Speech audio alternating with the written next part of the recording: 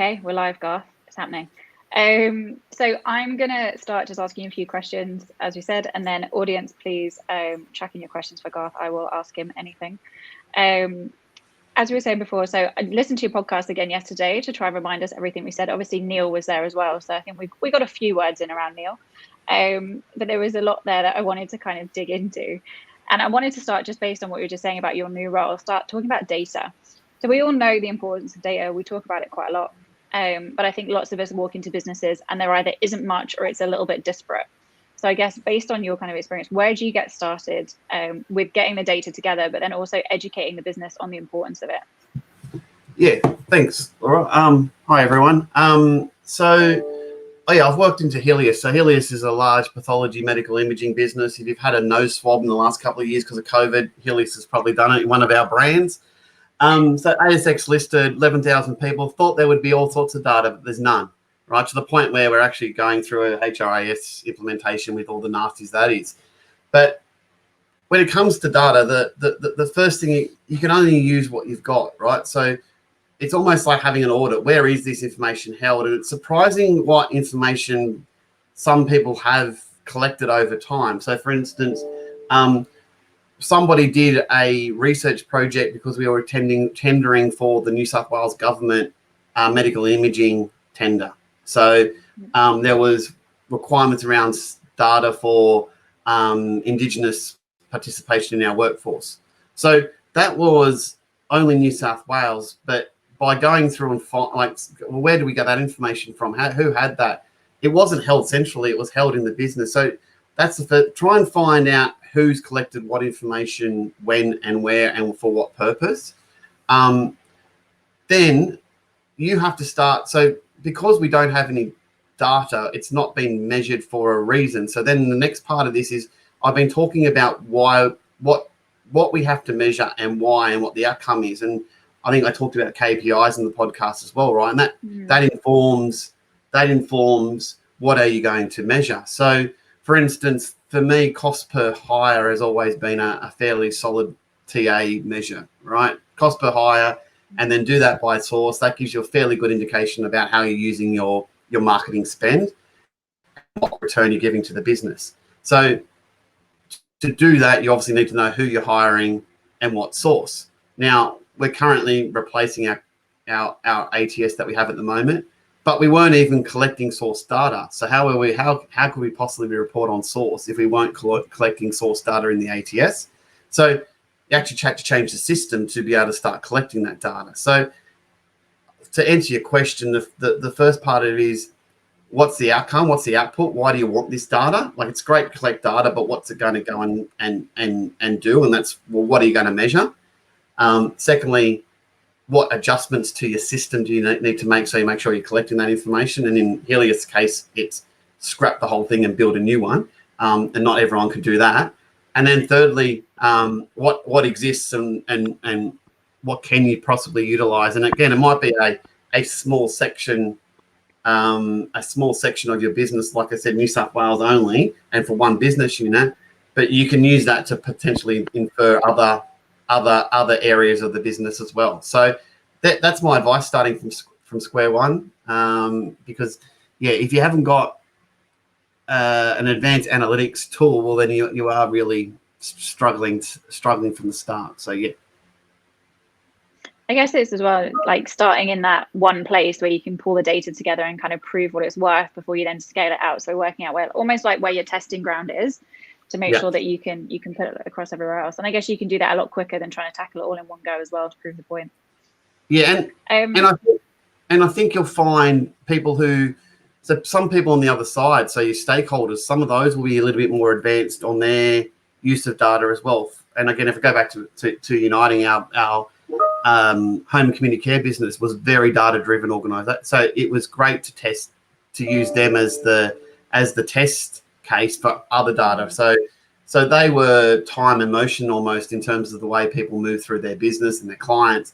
So supplementing them with our data made sense because they were trying to work out, well, how many people do we need in 4 weeks' time if we have this many contracts coming through the pipeline? So they were very data driven. So plugging into those people really help. And it, I guess, helps make the business case as well, because we're supporting this business unit to achieve an outcome. They need this data. So if you don't have the right tool, or if you need to get something changed in a system, that could be the easiest place to go. Well, I'm supporting this business unit. They need this data. It's not just a vanity project. Can we make this a priority? And whether that's time and money or resources to make the changes you need to get that data in a way that's useful for that business unit. Yeah, totally. I guess the other thing you touched on just there as well was KPIs, and that's one of the other things I said we were going to chat about. So is part of it, do you think, working out what your KPIs are to prove that, to prove what you need, and then educating the businesses to, this is how you need to measure me and this is how we're going to do it? Or how does that kind of all come together?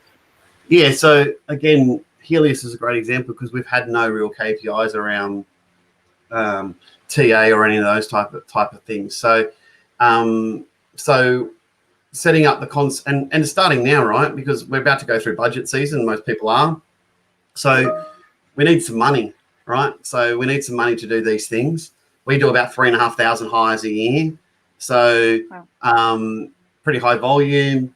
So we're now talking about, well, what's an acceptable cost per hire? Because it's going to now be able to set the budget on my marketing spend, right? So it's a really easy one to start with because it's a simple multiplication, right? What are we going to spend? What's acceptable? Taking all the factors that come through. Like I know we spent about 2.5 million on agency fees at the moment, right? So how do we attack that in terms of, well, there's some budget. So cost per hire for me initially is the one that I always go to because it helps you get money. It shows what you're doing and how you're doing it. Then your sources, your cost per hire per source is also another good one because it obviously lets you measure which channels are working well. And then you got to pair that with quality. Quality of hire, I think that we could have an hour of talking about how we measure quality of hire because I think that's the enigma one. Whether it's retention, promotion, whatever measure of quality you want to do. So those two things go sort of hand in hand. And then I think the other ones that are sort of time to hire, time to fill, and I measure those two things slightly different. Time to fill is the whole length from raising the requisition to the person's bum on the seat. I like time to hire because that's your recruitment channels, right? That's from the moment the person applies to the moment the measure they get a contract. And if you get to a decent ATS that can measure the steps, it shows where the holes are, right? So talk about like candidate experience. Well, they waited it seems like on average they're waiting 2 weeks before being their resume submitted to a manager and getting an interview. How do we tackle that? Because it's taking it 6 weeks at the moment. So where are the holes? And I remember doing that in one of my previous jobs, and there was this inability to make a decision, right? So when we measured time to hire, post-interview to making an offer, it was really dragging.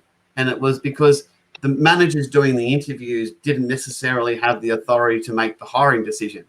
So it then meant they had to go and find a manager to have a conversation, and then that took some time.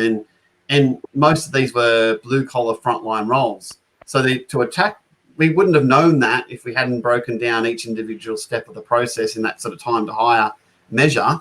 And then we could identify that as the issue. So then we worked with the leaders and sort of said, well, do you need to make this decision, or can we let the local manager make the call? And that reduced that sort of have an interview today, we make a decision tomorrow, and it reduced that time quite quickly. So those two key ones so I think any part of any business has to show that it's cost effective or producing a return, and that's your cost per hire, cost per sales type measures. And then I think you need to always measure your system health in terms of your time to hire and your time to fill, and not just a number. If you can get it so you can peg the time between requisition being raised and approval to advertise, like all those steps along the way, and highlight those. I do think that you'll find some interesting insights where you can go and attack a problem. Because if you just give the time to hire number as, I don't know, 6 weeks, well, we've got a recruitment problem. It's taking too long. But if you can identify the steps in between and go, well, actually, this is what we need to work on. Classic example was when I was doing police checks, and our police check provider, everything seemed to get deferred to review, right? And that takes 15 days for those people who are in that space, right? So they're always taking 15 days. We changed provider, who somehow made them quicker, and that return of a police check, and we never made an offer without a police check, reduced that time. So it's interesting if you do that measure what you might find and what things you have to then go and fix because you've identified that as the problem. Yeah, totally. There's two things you touched on there that I want to dive into more. So one is candidate experience, which I know we said we'd talk about afterwards. But first of all, quality of hire, because it is interesting. How are you measuring quality of hire? So how do you plan to, I guess? So previously, it's always been about retention, and I don't think that's the right answer, and I don't think I've got an answer here now. And I think one of the things we're using success factors for my SIMs is the HRIS that we're implementing, and having some interesting conversations around them, what other organisations are doing, because success factors is the HRIS. You can do a little bit more around, like you can tap into performance review, promotion, those type of things, because it's in the one ecosystem. So I'm interested, like we haven't got there yet, but I think they're going to be some of the measures that we look at longer term around even like compensation growth, right? So these modules, because we're buying a fairly big chunk of the success factor product, you can follow my journey as an applicant into my job, into my first 6-month review, my 12-month review, my first REM cycle. So you can start putting some of those factors in together to see how those things are affecting, right? And be really efficient, right? Like if you could say, our applicants from LinkedIn tend to perform better than that would be the dream for me. So that's something that we're investigating. But I think for most organisations, it's that sort of retention 6 months. I used to do 6 months and a year at Uniting, sort of do it 2 steps, because sometimes people fall over the line at 6 months, but they won't make 12 months. So it was that 6 month and 12-month mark is what we measured, sort of as a quality hire measure. But I do, again, if you've got a system and you've got those things connected and it's easy to do, then I think those type of measures around performance reviews, even KPI measurement, that success factor stuff. And then finally, I think it's a really interesting one is, do they get a pay rise, right? Pay rise indicates, and Helios doesn't do blanket pay rises, right? So down to the individual level. So if you're getting an above average pay rise, it would suggest that you're performing better than your peers. I think it's how you blend that data, isn't it? I think it's exactly so. It's tenure, but pay rises and performance reviews. I think if you could work out how to get a blend of that data, you could that could be super interesting. Yeah, and I think and these are and any data and any data that you do any reporting that you do, like the first thing to do is make it as simple and as easy as possible for yourself, right? Like if you're doing and it gets back to that audience question, right? Like if you're spending 2 weeks to put something together and no one's reading it, well, then you're wasting your own time, right? So I think getting back to things like what are we going to measure time to hire, like if that report takes you some time and there's some real stakeholder engagement around the different stages of your time to hire steps, well, that's worth your effort because it's probably going to produce for you system change, budget, resources, whatever. So that's worth your effort. But if you're producing this lovely chart and lovely data and no one's reading it, well, then focus. You haven't really engaged stakeholders because they're not interested in that data. So you haven't asked them the right question about what do you want me to measure? Because I can tell them, but there also needs to be something on the other side of the fence to engage them in what you're doing as well. Absolutely. And I guess that touches on candidate experience. So I know when we talked on a podcast before, you talked about just the importance of candidate experience then when you've hired in really talent short markets. And now that's obviously what we're facing. All of that data is obviously going to show you so much about your candidate experience. But kind of where can you get started when you're kind of reviewing it, or how do you go about creating a great candidate experience? So I think review-wise, that individual step process that I talked about in terms of your time to hire, That's your measure, right? And again, if you're asking, and it is International Women's Day, so if you are talking about gender diversity or Indigenous or other areas of the business you want to focus on, if you're asking those questions up front as part of your application, and I recommend in most, I'm going to do it again, in most cases I do that, or I will ask the question up front as a collection point, and then we ask it again at offer stage or when they're accepting. So that's the data we use in the systems. And talking about candidate experience, if we talk about those groups for a second, someone might choose not to disclose at the first point in the application who is Helios. I'm an Aboriginal person. I can't see any sort of cultural awareness, safety. I'm not comfortable. I'm going to say I do wish to disclose. Now, if we gave them a great journey at the end, you hope that they feel comfortable. They can see that this offer is not based on them being an Aboriginal person. It's safe. It's friendly. I'm going to disclose because I feel that that's going to add value to my experience here, particularly something where in Uniting where we actually had an Aboriginal support unit. So if someone identified at accepting contract, well, then we pass their details on to the Aboriginal support unit and they could make contact to increase the onboarding experience. And not every organisation has that. So that's how you'd measure that. And again, you could see at different points where people were dropping out, right? Because you could see, well, hang on a second, women don't tend to get to second interview. They get to interview, but they're not getting jobs. And in this particular, and again, how granular you go, in this type of role, in this particular team, so do we need to do some work there? So that same work you're doing about your sort of time to hire steps, that can then give you the same answers around your candidate experience about where people are going. I'll give you a classic example of candidate experience. So when I first started at Uniting, we had a really poor ATS, and we had about 80% drop off in our applications. No one had looked at it.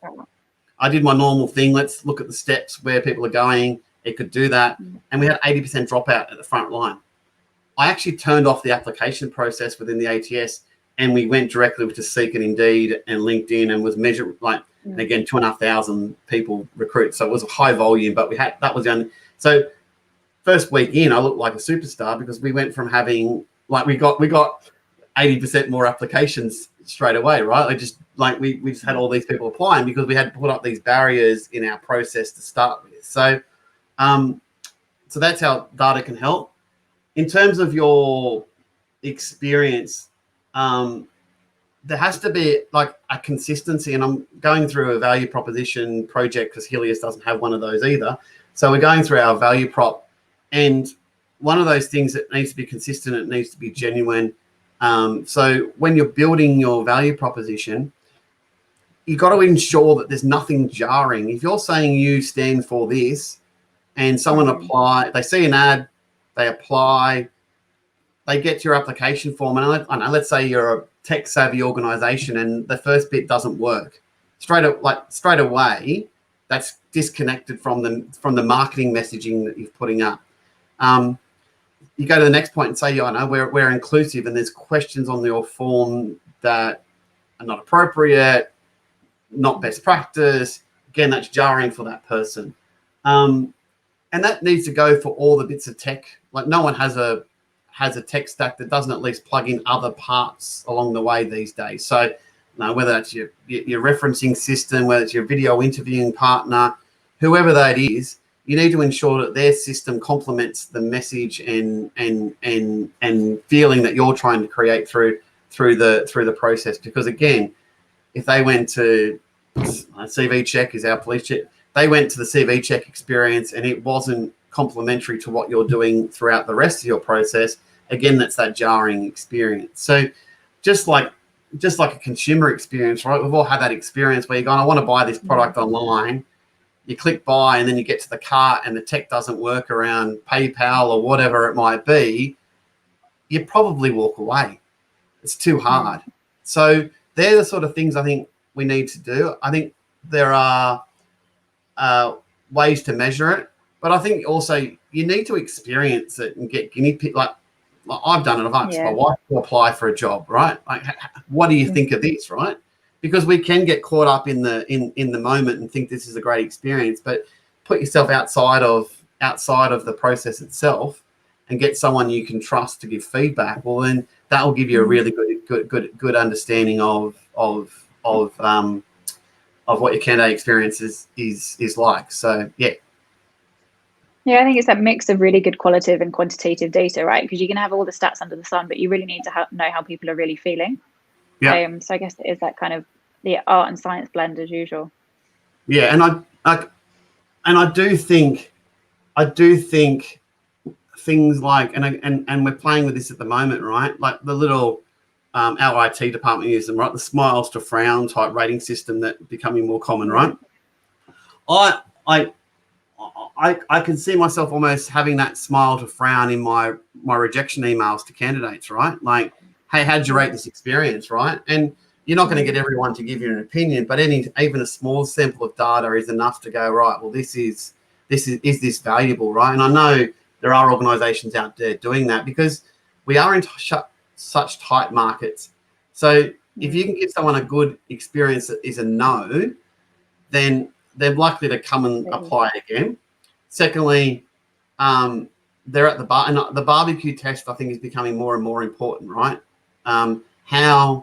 How people think about you and talk about you to their peers and to their friends. So yeah, I went for a job at Helios. I didn't get it. However, I had a great experience. So I think it's something that I'm keeping an eye on, right? As opposed to I applied for Helios, didn't hear back, got no feedback. It was the worst experience. I wouldn't go there. And that person is turned off. So it's hard enough to put your arms around people at the moment. To have that sort of out there, that's what it's actually costing you in the real world, is that reputation. I think it's exactly that. I think in particular, like TA and HR is such a small market right now, so it's a good example, but marketing's the same. And I think if you as a business, anybody that comes away that's been rejected but still says good things about you, probably says that you're doing something right, but you will tell everybody. Like there's so many people that, get messages from a group being like, oh, I'm looking at this role. What do you know about them? Who do you know? And you do kind of within your little circles do that. But also, from a referral point of view, I know we always talk about referrals and HR. If you could start almost that as a referral program as well, where it's like, oh, I've seen this role, you'd be good for this, I know good things about them, then again, it's just another way to get people through the door. And the likelihood is they're probably going to be a pretty good fit if somebody's been through the experience and then wants to recommend you, right? So I guess in terms of them getting the whole way through the process, it's probably a lot higher percentage. Yeah. Yes. Last question, then I'll let you go because I just realized the time. So the other thing I wanted to talk about was culture. So when we talked about culture before, we were talking about it's got to be one of those first things. You go into a new role, you need to work out culture really quickly. What is it? Is it just values written on a wall, or what? And get to the bottom of it. How do you get to the bottom of what the culture actually is versus what people are saying it is?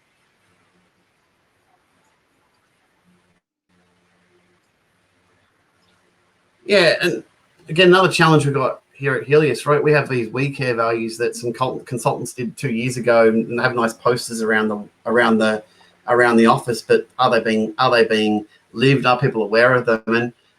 And so what we're doing is testing that, right? So for instance, we just wrote a new talent acquisition policy, right? We didn't really have anything in place. So there's the policy, but what we've actually moved to is a values-based talent acquisition practice guide for managers. So we care stands for various things, and it, like, we act together is the W, right? And so what does we act together look like in a recruitment process? How do you employ that value? So we're actually starting that sort of process from the start, trying to weave the values into absolutely everything we do. We did a standards of behavior training package, and we started with common sense, like don't be a dick. Then if you're a dick, but remember you agreed that these are your values and this is what we stand for. So look at these, and then finally we got this big stick, which is the policy. And if you do the wrong thing, these are the consequences, right? So. So we're trying to bring those values to life, because I think that's the hardest part about values, is they're so easy to put on a wall and no one refers to them. But how do you talk about them? How do you, even talking about employee referral, we kicked around the idea the other day about how nice would it be to refer someone based on one of the company values. So Laura, I think that we've acted together in the past, so I think you'd be a good fit for Helios, right? So nice glow for you, because I'm giving you a nice compliment, because I'm going to say that you're one of these you're one of these 6 things, but it also means that people have to think about the value, not necessarily the skill set of that person. So they're sort of some of the things, like we're on time here, but these are some of the things I think, how you bring them to life as opposed to a poster. And this is what we're working at Helios, to make them sort of almost like a bit of a golden thread that runs through everything that we do, and keep calling them out so people are aware of that. And if they're at the front, and again, it's like a value proposition, your value should be the same. If we say we stand for this, then people should know that we don't stand for that. And if you stand for that, well, we're not the right place for you. Good luck, but we stand for this. And once you stand for something, it means you don't stand for that. And maybe you're not, and that's hard in tight markets, right? Because everyone wants everyone. Well, no, you're allowed to say no to people, and people are allowed to say no to you. Like any consumer decision, right? I don't choose that brand because of X, Y, and Z. Well, people should be saying, I don't choose that company to work for because X, Y, and Z. And that's fine, because I don't align with their value proposition or their values. So I'm going to go elsewhere and find a company that does that. Totally. That's awesome. Thank you so much for today. We are over time, so I'll let you go. But yeah, really appreciate your time and all of that insight. Thank you. Have a good day.